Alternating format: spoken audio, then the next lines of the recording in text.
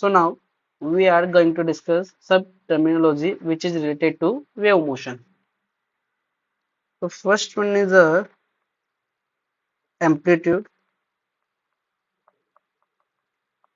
So amplitude is the maximum displacement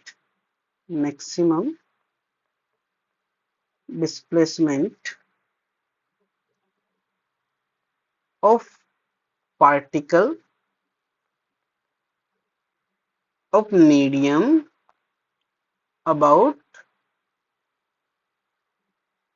their mean position. About their mean position.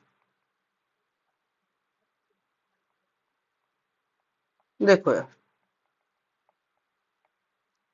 अगर मैं यहाँ से again एक वेव बनाता हूँ और इस वेव में इस टाइप के डिस्टरबेंस है अपने, और यही डिस्टरबेंस जब मीन पोजीशन से, ये हम लोग जानते हैं क्या अपने पास मीन पोजीशन है, मीन पोजीशन से मैक्सिमम कहाँ तक डिस्टरबेंस हो रहा है, इस पॉइंट तक, इसी को हम लोग नाम देते हैं एम्पलीट्यूड। यहाँ पर भी अगर देखो तो मैं इसको एम्पलीट्यूड बोलूंगा, यहाँ पर भी मैं देखो तो इसको एम्पलीट्यूड बोलूंगा।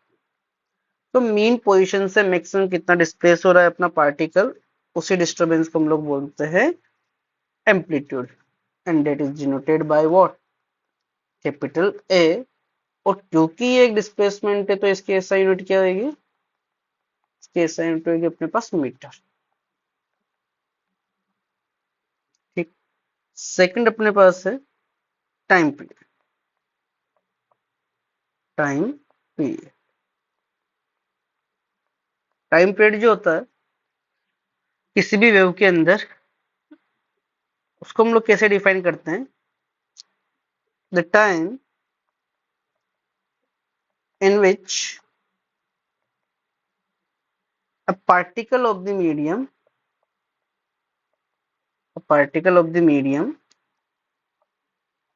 completes one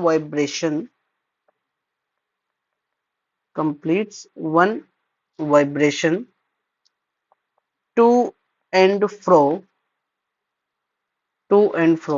about its mean position, ठीक। और इसको हम लोग डिनोट करते हैं कैपिटल टी से। तो टाइम पीरियड का मतलब क्या कि एक रेवोल्यूशन कंप्लीट करने में या एक वाइब्रेशन कंप्लीट करने में उसको कितना टाइम लग रहा है, उसी को हम लोग बोलते हैं टाइम पीरियड। हो सकता है कि मान लो जैसे इसके अंदर में देखें तो ये एक वन रेवोल्यूशन कंप्लीट हुआ, यहां से यहां तक का वन रेवोल्यूशन कंप्लीट हुआ, और इसी वन रेवोल्यूशन कंप्लीट का वन ऑसिलेशन कंप्लीशन में अगर मेरे पास t इक्वल टू 2 सेकंड्स लग रहे हैं तो मैं बोल दूंगा कि टाइम पीरियड मेरे पास कितना हो गया, 2 सेकंड्स। थर्ड प्रॉपर्टी जो है वो है frequency. So the frequency of the wave जो है उसको हम लोग बोलते हैं नंबर्स ऑफ वेव प्रोड्यूस्ड पर unit time in a given medium. हम लोग यहाँ पे लिख लेते हैं कि नंबर ऑफ वेव्स, ये हम लोग बोले नंबर ऑफ ऑसिलेशन प्रोड्यूस पर unit time in a given medium, given medium, किसी भी मीडियम में कितने ऑसिलेशंस हो रहे हैं पर यूनिट टाइम के अंदर, उसी को हम लोग बोल देंगे फ्रीक्वेंसी। इसको इस टाइप से भी लिख सकते हैं, नंबर ऑफ साइकिल लिखो आप, नंबर ऑफ ऑसिलेशन लिखो आप, नंबर ऑफ वाइब्रेशन लिखो आप, या नंबर ऑफ वेव्स लिखो आप पर यूनिट टाइम के। और इसी वजह से हम लोग इसको जो डिफाइन करते हैं वो देखो, फ्रीक्वेंसी का जो सिंबल होता है वो अपने पास न्यू भी होता है, इसको न्यू बोलते हैं, ठीक। और फ्रीक्वेंसी का सिंबल एफ भी होता है। तो न्यू इक्वल टू अपने पास जो आएगा वो 1/t का एक फॉर्मूला निकल के आता है। एक रिलेशन होता है किसके बीच का, टाइम पीरियड के बीच का। इसी वजह से बहुत बार जो फ्रीक्वेंसी को हम लोग डिफाइन कर सकते हैं वो इस टाइप से भी डिफाइन कर देते हैं, reciprocal of time. Time period का रेसिप्रोकल अपने पास क्या होता है, फ्रीक्वेंसी होती है। और अगर मैं SI यूनिट की बात करता हूं तो SI unit that is equal to second inverse, और इसी सेकंड इनवर्स को हम लोग हर्ट्ज बोलते हैं। हर्ट्ज एक साइंटिस्ट थे, उनके रेस्पेक्ट में हम लोग इसकी SI यूनिट का नाम देते। फोर्थ अपने पास है एंगुलर फ्रीक्वेंसी। देखो, फ्रीक्वेंसी अपने लोगों ने समझा कि number of oscillation per unit time, but angular frequency क्या होती है, वो होती है अपने पास rate of change of phase. Rate of change of phase with time is called angular frequency. इसका मतलब क्या कि कितने चेंज आ रहा है फेज में।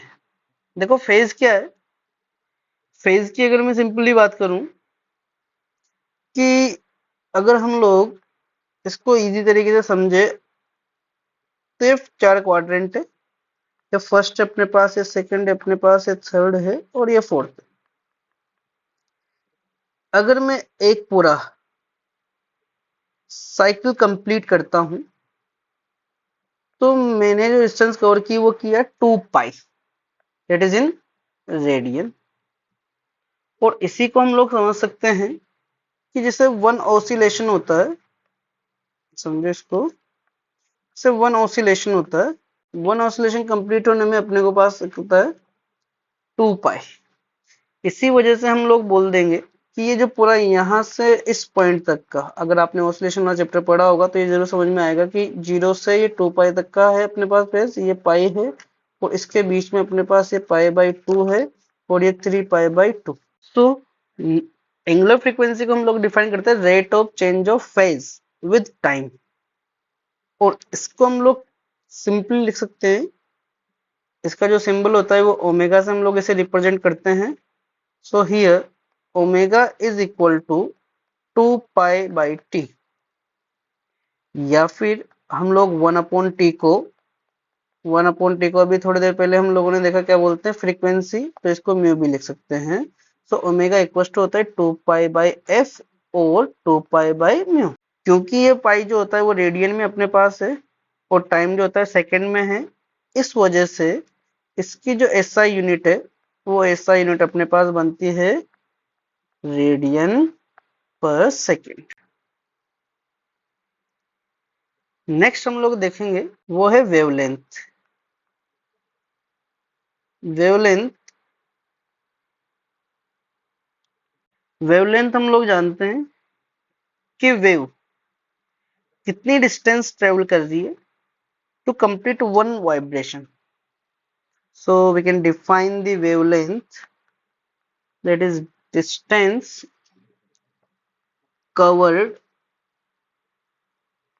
by a wave during the time in which a particle किसका है, मीडियम का ना, इसे बार बार नहीं लिख रहा, पार्टिकल completes वन वाइब्रेशन या वन ऑसिलेशन या फिर वन साइकिल, किसका, टू एंड फ्रो मोशन, और किसके अबाउट ये मोशन हो रहा है, about it's mean position. Main position. और इसको डिटरमाइन करने के बहुत सारे तरीके हैं कि distance between two nearest particle जो होता है ऑफ द मीडियम वो वाइब्रेट करता है जो सेम फेज में हो। ठीक, जैसे अगर मैं एग्जांपल लूं तो अगेन हम लोग एक वेव बनाते हैं। ये अपने पास एक वेव है, इसको थोड़ा सा एक्सटेंड कर लेते हैं यहाँ। अब पहली बात तो ये 1 साइकिल कंप्लीट होता है, कौन सा वाला, ये 1 साइकिल कंप्लीट। तो यहां से इस पॉइंट से इस पॉइंट तक की जो डिस्टेंस रहेगी उसको अपन वेवलेंथ बोल देते हैं। इसको अगर मैं डिफाइन करूं तो इस पॉइंट से और यहाँ तक की जो डिस्टेंस है, यहाँ तक की जो डिस्टेंस है, उस डिस्टेंस को अपन ने वेवलेंथ बोला। वेवलेंथ का जो सिंबल है वो अपने पास लैम्डा है। या फिर वेवलेंथ को डिफाइन करने का अलग और तरीका है कि जो पार्टिकल सेम फेज में हो। सेम फेज में होने का मतलब क्या, कि अगर मैं इसको थोड़ा सा और एक्सटेंड करता हूं और यहाँ पर अगेन वेव बनाते हैं हम लोग, जैसे ये अपने पास यहाँ पर एक पार्टिकल रहा होगा इस पॉइंट पे, और सेम फेज में यहाँ पर भी एक पार्टिकल रहा होगा।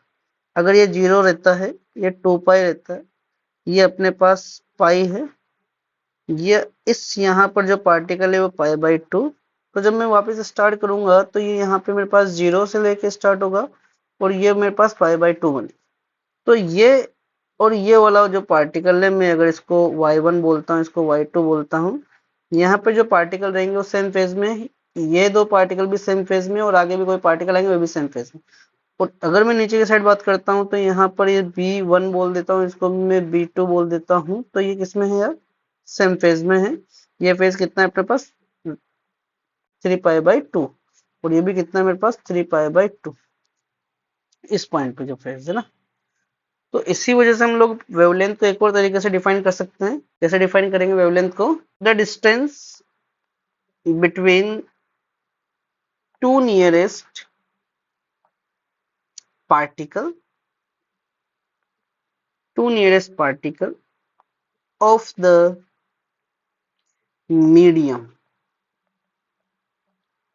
और कौन से पार्टिकल है वो, जो अपने पास सेम फेज में हो, which are vibrating in the same phase. और भी अपने पास तरीके जिससे हम लोग वेवलेंथ को डिफाइन कर सकते हैं। एक और तरीका देख लेते हैं। देखो, ये अपने पास से क्रेस्ट, और ये भी अपने पास है क्रेस्ट, और ये अपने पास है ट्रफ, और ये अपने पास है ट्रफ। दो कॉन्जिक्यूटिव क्रेस्ट के बीच के डिस्टेंस को हम लोग वेवलेंथ बोल देते हैं। दो कॉन्जिक्यूटिव ट्रफ के बीच के डिस्टेंस को भी हम लोग वेवलेंथ बोल सकते हैं।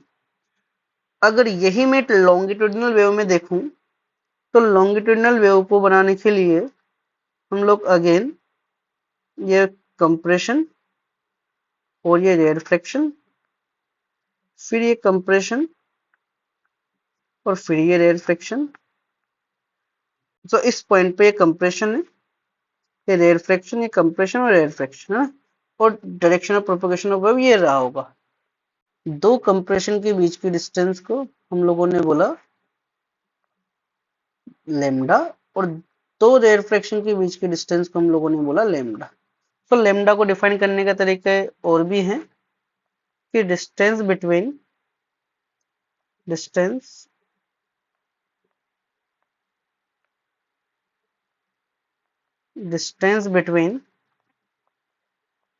टू consecutive crest और ट्रफ और कंप्रेशन और rarefaction. Distance between the two consecutive crest भी हो सकता है, टू कॉन्जिक्यूटिव ट्रफ भी हो सकता है, टू कॉन्जिक्यूटिव कंप्रेशन भी हो सकता है, और टू कॉन्जिक्यूटिव रेयरफेक्शन भी हो सकता है। और लेमडा एक डिस्टेंस है, और अगर ये डिस्टेंस है तो इसकी एसआई यूनिट क्या बनेगी अपने पास, इसकी एसआई यूनिट बनेगी लेमडा की, वो है metre united by small n. Next अपने पास है वो wave number. Number of waves जो है, प्रेजेंट है, in a unit distance, in a unit distance of the medium, कि कितनी अपने पास वेव्स प्रेजेंट है किसके अंदर, यूनिट डिस्टेंस के अंदर। और इसका जो डिनोशन है हम लोग म्यू बार से करते हैं, ठीक है। और म्यू बार इक्वल टू अपने पास होता है 1/λ। इसको एक और तरीके से हम लोग डिफाइन कर सकते हैं, reciprocal of wavelength, reciprocal of wavelength. और क्योंकि ये वेवलेंथ का रेसिप्रोकल होगा तो वेवलेंथ के SI यूनिट होते हैं मीटर, तो हम लोगों के पास इसकी SI unit I metre inverse, the SI unit of wave number. अगर वेव नंबर को समझे देकर तो number of waves present in a unit distance ये बोल रहा है। अगर मैं यहाँ पर इसके अंदर ये यूनिट डिस्टेंस बोलूं, इतने डिस्टेंस के अंदर मेरे पास जो वेव बन रही है वो कितनी बन रही है, 1 and 2। तो यहाँ पर मैं क्या बोलूंगा, ठीक है, 2 वेव मेरे पास बन रही है, तो यहाँ तक ये 1 और ये यहाँ से यहाँ तक ये 2 वेव। तो वेव नंबर मेरे पास किसके इक्वल आ जाएगा, wave number equal to 2। Seventh property है मेरे पास angular wave number. See angular wave number अलग चीज है और वेव नंबर अलग है। इसी एंगुलर वेव नंबर को हम लोग बोलते हैं प्रोपगेशन कांस्टेंट। इसी का क्या नाम देता है, प्रोपगेशन कांस्टेंट। ठीक, प्रोपगेशन कांस्टेंट किस चीज को बोलते हैं, देखो एक क्वांटिटी होती है, कौन सी क्वांटिटी होती है, 2π/λ। इसी 2π/λ को हम लोग क्या बोल देते हैं, एंगुलर वेव नंबर। 2π/λ को हम लोग एंगुलर वेव नंबर बोलते हैं, क्योंकि वेव नंबर किसको बोलते हैं, 1/λ को। और यहाँ पर क्योंकि एंगुलर आ रहा है, एंगुलर आ रहा है तो हमारे पास फेज आएगा, फेज आएगा तो 2π से हम लोग इसे मल्टीप्लाई करें, propagation constant of a wave. और इसी को रिप्रेजेंट करते हैं हम लोग, किस तरीके से हम लोग इसको लिख सकते हैं, तो वही यार ऊपर क्या दिख रहा है अपने को, 2π, 2π is the phase, so phase change per unit path difference, per unit path difference. ये जो पाथ डिफरेंस है वो लैम्डा है अपने पास, और इसका जो डिनोशन होता है, इसको जो डिनोट किया जाता है वो डिनोट किया जाता है किससे, के से। और के इक्वल टू अपने पास आता है, स्मॉल के है ये अपने पास, स्मॉल के इक्वल टू अपने पास आता है 2π/λ। और इसी को हम लोग बोलते हैं क्या, phase change per unit path difference. अगर इसकी मैं SI यूनिट देखता हूँ तो SI यूनिट मेरे पास है 2π/λ। अगर अपने पास है तो 2π की जो SI यूनिट होगी वो क्या होगी, रेडियन। और लैम्डा मीटर में है अपने पास, तो radian per metre is the SI unit of what, वहां से SI unit angular wave number की, यहाँ पे प्रोपगेशन कांस्टेंट।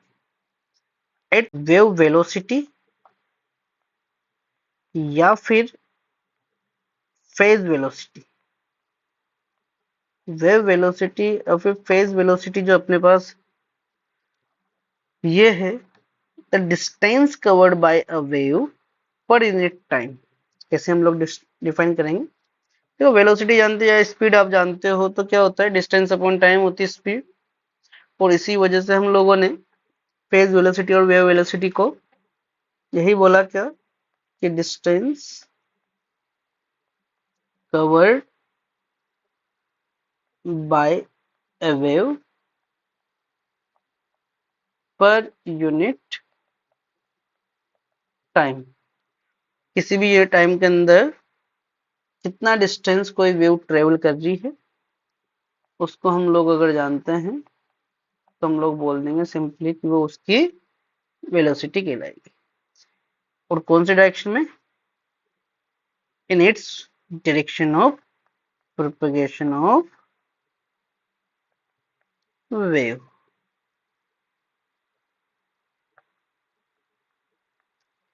देखो वेव वेलोसिटी है, वेव वेलोसिटी को हम लोग कैसे कर रहे हैं, फेज वेलोसिटी को हम लोग v से रिप्रेजेंट कर रहे हैं सिंपली।